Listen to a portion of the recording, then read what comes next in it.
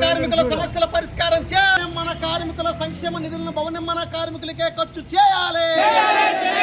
భవన నిర్మాణ కార్మికుల సంక్షేమ నిధిని భవన నిర్మాణ కార్మికుల సంక్షేమ పథకాలకే ఖర్చు చేయాలి. భవన నిర్మాణ కార్మికుల పెండింగ్ క్లైములు పరిష్కారం చేయాలి. భవన నిర్మాణ కార్మికులకు పొడుగు ప్రభుత్వం ఇచ్చిన హామీల అమలు చేయాలి.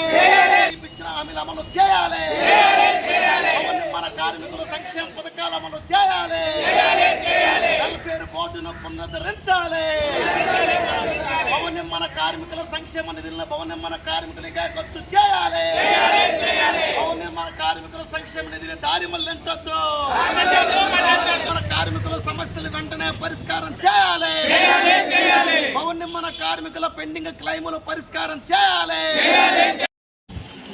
నా పేరు సి చమ్మన్నాయుడు, CI2 జిల్లా అధ్యక్షుడిని.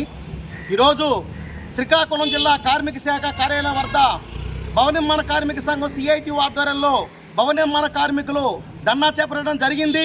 భవన నిర్మాణ కార్మికుల సంక్షేమ బోర్డును వెంటనే పునరుద్ధరించి పెండింగ్ క్లెయిములు పరిష్కారం చేయాలని చెప్పి రాష్ట్ర ప్రభుత్వాన్ని మేము కోరుతా ఉన్నాము.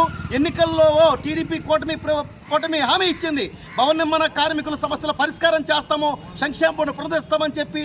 కానీ హామీని నేటి వరకు అమలు చేయకపోవడం అన్యాయము. వెంటనే ముఖ్యమంత్రి గారు, ఉప ముఖ్యమంత్రి గారు స్పందించాలా. భవన నిర్మాణ కార్మికుల సంక్షేమ బోర్డుని పునరుద్ధరించాలా. భవన నిర్మాణ కార్మికుల సంక్షేమ నిధుల్ని భవన నిర్మాణ కార్మికులకే ఖర్చు చేయాలని చెప్పి డిమాండ్ చేస్తున్నాం. లేని పక్షంలో భవిష్యత్తులో పెద్ద ఎత్తున పోరాడతామని చెప్పి తెలియజేస్తున్నాం. ఈరోజు మనకి జరుగుతున్న అన్యాయం గురించి మన అందరూ చెప్తారు. మనకి సంక్షేమ బోర్డు నుంచి నిధులు రాకపోయినందువల్ల గత 6 సంవత్సరాల నుంచి చనిపోయిన వాడికి క్లెయిమ్ రావడం లేదు. పెళ్ళిళ్ళకి డబ్బులు ఇస్తామన్నారు, గవర్నమెంట్ అది ఇవ్వడం లేదు. ప్రమాదం శాతం చనిపోతే 2 లక్షలు, యాక్సిడెంట్ ద్వారా చచ్చిపోతే 5 లక్షలు, ఏవి కూడా మనకి రావడం లేదు. దీని మీద మన డబ్బులు మనకి ఇవ్వడానికి ఆ గవర్నమెంట్ అదే తప్పు చేసింది. ఇప్పుడున్న గవర్నమెంట్ కూడా ఇదే తప్పు చేస్తుంది. దీన్ని భవిష్యత్తులో చాలా చాలా పోరాటాలు చేసి దీన్ని మనం సాధించుకున్న వరకు ఆరణ్యశాల ధర్నాలు చేసి చట్టంని వ్యతిరేకించి సాధించుకోవాలని కోరుతున్నాను. నా పేరు తంగి హరినారాయణ, జిల్లా ప్రెసిడెంట్. భవన నిర్మాణ కార్మికులు పోరాట సమస్య సాధించుకున్నటువంటి భవన నిర్మాణ కార్మికుల చట్టాన్ని ఈరోజు ఆంధ్రప్రదేశ్ ఒక్కటే ఈ చట్టాన్ని నిర్వీర్యం చేసింది. ఈ దేశంలో ఉన్నటువంటి అనేక రాష్ట్రాల్లో భవన నిర్మాణ కార్మికుల యొక్క చట్టాన్ని అమలు చేస్తున్నారు. మన ప్రక్కనే ఉన్న ఒరిస్సాలోన, తెలంగాణలోన, మహారాష్ట్ర, బీహారు, తమిళనాడు రాష్ట్రాలన్నింటిలో కూడా భవన నిర్మాణ కార్మిక సంఘం యొక్క చట్టాన్ని అమలు చేస్తున్నారు. ఆంధ్రప్రదేశ్లో మాత్రం భవన నిర్మాణ కార్మిక చట్టాన్ని 1996లో అమలు చేసి తర్వాత ఈ ఇటీవల కాలంలో ఈ చట్టానికి 1214 అనేటువంటి జీవోని మెమోని అమలు చేసి ఈ చట్టాన్ని నిర్వీర్యం చేయడం జరిగింది. భవన నిర్మాణ కార్మికుల కోసం వసూలు చేసినటువంటి సుమారు 4300 కోట్ల రూపాయలని ఈరోజు ప్రభుత్వం అడ్డదారి పట్టించి వెనక్కి చేసింది.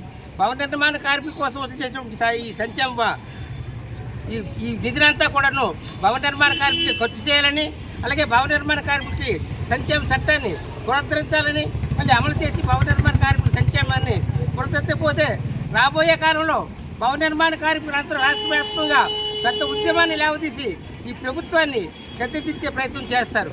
అందుకోసం ఎప్పుడైనా సరే ప్రభుత్వం కళ్ళు తెరిచి భవన నిర్మాణ కార్మికుల యొక్క సంక్షేమ చట్టాన్ని అమలు చేయాలని మేము కోరుకుంటున్నాం. ఎందుకంటే ఈరోజు భవన నిర్మాణ కార్మికుల కోసం ఖర్చు చేసి ఒక్క పైసా కూడా ప్రభుత్వం కాదు, మా తాలూకా కష్టాల్లో నుంచి, మా సంక్షేమ నిధిలోంచి సెస్ రూపంలో వచ్చి చేసినప్పుడు మాకు ఇచ్చినందువల్ల ప్రభుత్వానికి ఏమైనా నష్టపోతుందంటే అది కాదు. ఎందుకంటే మా తాలూకు వచ్చి చేసిన డబ్బుని మాకే ఖర్చు చేసి భవన నిర్మాణ కార్మికుల ఆదుకోవాలని ఈ సందర్భంగా అమలు చేస్తున్నాం. నా పేరు మంత్రి హరినాథ్, జిల్లా ప్రధాన కార్యదర్శి.